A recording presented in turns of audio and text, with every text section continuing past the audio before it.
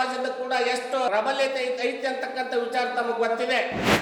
ನಮಗ ರಾಜ್ಯದಲ್ಲಿ ಸುಮಾರು 4 ಮಂದಿಗಾಗ ಸಚಿವ ಸ್ಥಾನ ಕೊಡ್ಬೇಕು ಅಂತ ಯಾವುದೇ ಕಾರಣಕ್ಕೂ ಬಸವರಾಜ ಶಿವಣ್ಣವರಿಗೆ ಸಚಿವ ಸ್ಥಾನ ಕೊಡ್ಲೇಬೇಕು. ಏನ್ ಮಾಡ್ತಾರಂತಂದ್ರೆ ಮಲತಾಯಿ ಧೋರಣೆಯನ್ನ ಮಾಡ್ತಾ ಇದೆ ಸರ್. ನಮ್ಮ ಹಾಲು ಮತ ಸಮಾಜ ಕೊಟ್ಟ ಮಾತಿಗೆ ತಪ್ಪೋದಲ್ಲ ಅಂತಕ್ಕಂಥ ವಿಚಾರವನ್ನ ನಮ್ಮ ಕರ್ನಾಟಕ ರಾಜ್ಯ ಸರ್ಕಾರದ ಸಚಿವ ಸಂಪುಟದ ಬಗ್ಗೆ ಇದೀಗ ತಾನೇ ನಡೆದಿರ್ತಕ್ಕಂಥ ಲಾಬಿ ವಿಚಾರವಾಗಿ ನೂತನವಾಗಿ ಘನ ಸರ್ಕಾರದ ಮುಖ್ಯಮಂತ್ರಿಗಳಾಗಿರ್ತಕ್ಕಂಥ ಡಿ ಕೆ ಶಿವಕುಮಾರ್ ಅವರಿಗೆ ನಮ್ಮ ಜಿಲ್ಲೆಯ ಎಲ್ಲ ಹಿರಿಯರು ಮತ್ತು ನಮ್ಮ ಸಮಾಜದ ವತಿಯಿಂದ ಮೊದಲು ಅವರಿಗೆ ತುಂಬ ಹೃದಯದ ಧನ್ಯವಾದಗಳನ್ನು ಹೇಳಲಿಕ್ಕೆ ಇಚ್ಛಪಡ್ತೇವೆ. ಅದೇ ರೀತಿ ಕರ್ನಾಟಕ ರಾಜ್ಯದಲ್ಲಿ ಉತ್ತರ ಕರ್ನಾಟಕದ ಹೆಬ್ಬಾಗಿಲು ಎಂದು ಕರೀತಕ್ಕಂಥ ನಮ್ಮ ಹಾವೇರಿ ಜಿಲ್ಲೆ, ತೋರಿಕೆ ಮಕ್ಕಕ್ಕೆ ನಮ್ಮ ಹಾವೇರಿ ಜಿಲ್ಲೆಯನ್ನ ಹೆಬ್ಬಾಗಿಲು ಉತ್ತರ ಕರ್ನಾಟಕದ ಹೆಬ್ಬಾಗಿಲು ಅಂತೇಳಿ ವಿಧಾನಸೌಧದಲ್ಲಿ ಸದ್ದನ್ನು ಮಾಡ್ತಾರೆ. ಆದರೆ ಹಾವೇರಿ ಜಿಲ್ಲೆಯಲ್ಲಿ ಕಾಂಗ್ರೆಸ್ ಸರ್ಕಾರದ 6 ಮಂದಿ ಶಾಸಕರನ್ನ ಉಳ್ಳಿರ್ತಕ್ಕಂಥ ನಮ್ಮ ಜಿಲ್ಲೆ 8 ತಾಲೂಕುಗಳನ್ನು ಒಳಗೊಂಡು 6 ಶಾಸಕರನ್ನ 6ಕ್ಕೆ 6 ಕಾಂಗ್ರೆಸ್ ಶಾಸಕರಾಗಿ ಆಯ್ಕೆಯಾಗ್ಯಾರ. ಆದರೆ ನಮಗೇನು ಮಾಡ್ತಾರಂತಂದ್ರೆ ಮಲತಾಯಿ ಧೋರಣೆಯನ್ನ ಮಾಡ್ತಾ ಇದೆ ಸರ್ಕಾರ. ಯಾಕಂತಂದ್ರೆ ನಮ್ಮನ್ನ ಉಪಯೋಗ ತಗೊಳ್ಳೋದು, ನಾವು ಆರಿಸಿ ಬಂದ ಮೇಲೆ ಎಲ್ಲ ಶ್ರಮಪಟ್ಟು ಎಲ್ಲವನ್ನು ಸೀಟ್ ತಂದ ಮೇಲೆ ಸಚಿವ ಸ್ಥಾನದಲ್ಲಿ ನಮಗೆ ಅನ್ಯಾಯನ ಮಾಡ್ತಿದ್ದಾರೆ. ಅಂದರೆ ಉತ್ತರ ನಮ್ಮ ಈ ಏನು ಹೆಬ್ಬಾಗಿಲು ಅಂತ ಕರೀತಾರಲ್ಲ, ಇದಕ್ಕೆ ನಮಗೆ ದ್ವಾರಪಾಲಕರನ್ನ ಅಷ್ಟ ಮಾಡ್ತಾರೆ, ಒಳಗೆ ಆಡಳಿತ ಮಾಡಕ್ಕೆ ನಮಗೆ ಬಿಡ್ತಾ ಇಲ್ಲ.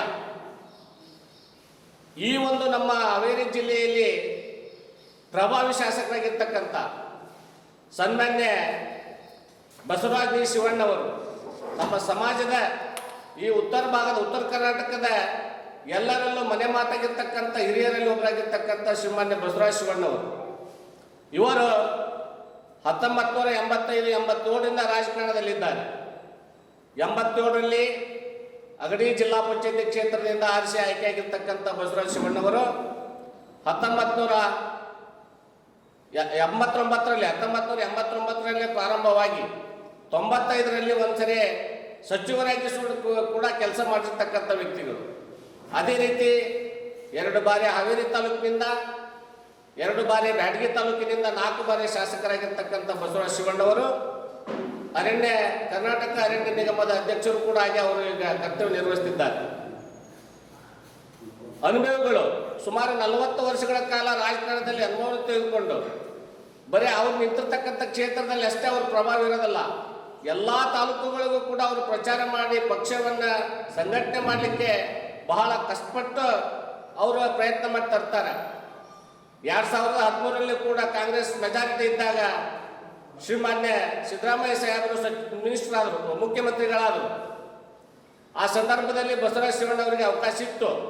ಆದರೆ ನಮಗೆ ಗೊತ್ತಿದ್ದಂಗೆ ಶ್ರೀಮಾನ್ಯ ಸಿದ್ದರಾಮಯ್ಯ ಸಾಹೇಬರು ಒಂದು ಮಾತು ಹೇಳಿದರು, ಶಿವಣ್ಣವ್ರೆ, ನಾನು ಮುಖ್ಯಮಂತ್ರಿ ಅದಾನೆ, ನಿಮಗೆ ಸಚಿವ ಸ್ಥಾನ ಬೇಡ, ನೀವ ಮುಖ್ಯಮಂತ್ರಿ ಇದ್ದಂಗೆ ಈ ರಾಜ್ಯದಾಗ ನಾವ ತಗೊಂಡು ಅಂತಕ್ಕಂಥದ್ದು ಬೇಡ ಅಂತ ಒಂದ ಮಾತಿಗೆ ಬಸವರಾಜ ಶಿವಣ್ಣವರು ಶಾಸಕರಾಗೇ ಕೆಲಸವನ್ನು ನಿರ್ವಹಿಸಿದ್ರು ಹೊರತು ಸಚಿವಕ್ಕೆ ಯಾವುದೇ ಕಾರಣಕ್ಕೆ ಲಾಭಿಗಳನ್ನು ಮಾಡಲಿಲ್ಲ. ಅಂದ ಸಂದರ್ಭದಲ್ಲಿ ಮುಂದೆ ವಾಡಿಕೆ ಪ್ರಕಾರ ಏನಾತಂದ್ರೆ 23ರಾಗೂ ಕೂಡ ಆರಿಸಿ ಬಂದಾಗ ಅವಾಗನೂ ಇಲ್ಲ, ಮತ್ತೆ ನಮ್ದು ಕೊನೆ ಚುನಾವಣೆ ಆಗ್ಬೋದು, ನನ್ನ ಈ ಸರಿ ಏನಾದರೂ ಸಚಿವರು ಮಾಡ್ರಿ ಅಂತಕ್ಕಂಥ ಮಾತುಗಳನ್ನು ಕೇಳ್ರಿ ಅಂತೇಳಿ ನಾವು ಹಿಂದಿರ್ತಕ್ಕಂಥ ಕಾರ್ಯಕರ್ತರು ಮನವಿ ಮಾಡ್ಕೊಂಡ್ವಿ.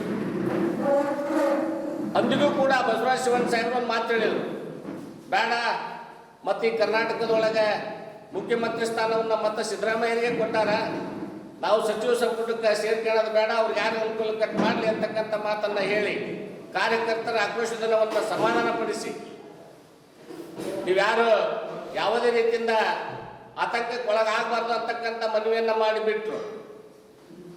ಆದರೆ ನಮ್ಮ ಹಾಲು ಮತ ಸಮಾಜ ಕೊಟ್ಟ ಮಾತಿಗೆ ತಪ್ಪೋದಲ್ಲ ಅಂತಕ್ಕಂಥ ವಿಚಾರವನ್ನ ನಾವೀಗ ಕರ್ನಾಟಕ ರಾಜ್ಯದ ಎಲ್ಲ ಜನತೆಗೆ ತಿಳಿಸ್ಕೊಡ್ಲಿಕ್ಕೆ ಇಷ್ಟಪಡ್ತೇವೆ. ಕೊಟ್ಟ ಮಾತಿಗೆ ತಪ್ಪೋದಲ್ಲ. ಯಾವುದೇ ಒಂದು ಗ್ರಾಮ ಪಂಚಾಯತಿ ಅಧ್ಯಕ್ಷರನ್ನ ನಾವು ನೋಡ್ತೇವೆ, ಗ್ರಾಮ ಪಂಚಾಯತಿ ಅಧ್ಯಕ್ಷರು ಒಂದು ಸೀಟನ್ನು ಬದಲಾವಣೆ ಮಾಡಬೇಕಾದ್ರೆ ನಮ್ಮ ಗ್ರಾಮ ಲೆಕ್ಕದಲ್ಲಿ ನಿಮ್ಗೆಲ್ಲರಿಗೂ ಗೊತ್ತಿದೆ, ನಮಗೂ ಗೊತ್ತಿದೆ ಎಷ್ಟು ಕಷ್ಟಪಡ್ಬೇಕಂತೇಳಿ. ಒಂದು ರಾಜ್ಯದ ಸಿಂಹಾಸನವನ್ನು ಬಿಟ್ಟುಕೊಡೋದು ಅಷ್ಟು ಸುಲಭವಾದ ಕೆಲಸವಲ್ಲ. ಆದರೂ ಕೂಡ ಕೊಟ್ಟ ಮಾತಿಗೆ ತಪ್ಪಂತೆ ಶ್ರೀಮಾನ್ಯ ಸಿದ್ದರಾಮಯ್ಯ ಸಾಹೇಬರು ಕುರ್ಚಿಯನ್ನು ಬಿಟ್ಟು ಕೊಟ್ಟಾರಲ್ಲ, ಅದಕ್ಕೆ ನಾವು ತುಂಬ ಹೃದಯದ ಧನ್ಯವಾದಗಳನ್ನು ಹೇಳಬೇಕಾಗಿದೆ. ಅದಕ್ಕೆ ಪ್ರತಿಕ್ರಿಯೆಯಾಗಿ ಸರ್ಕಾರಕ್ಕೆ ಮನವಿ ಮಾಡಲಿಕ್ಕೆ ಇಷ್ಟಪಡ್ಕೊಳ್ತೀನಿ.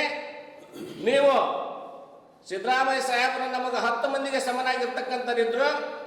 ಕರ್ನಾಟಕ ರಾಜ್ಯದಲ್ಲಿ ಕುರುಬ ಸಮಾಜದ ಕೂಡ ಎಷ್ಟು ಪ್ರಾಬಲ್ಯತೆ ಐತಿ ಅಂತಕ್ಕಂಥ ವಿಚಾರ ತಮಗೆ ಗೊತ್ತಿದೆ. ಅದಕ್ಕೆ ನಮಗೆ ರಾಜ್ಯದಲ್ಲಿ ಸುಮಾರು 4 ಮಂದಿಗಾಗ ಸಚಿವ ಸ್ಥಾನ ಕೊಡಬೇಕು ಅಂತಕ್ಕಂಥದ್ದು ನಮ್ಮ ಬೇಡಿಕೆ.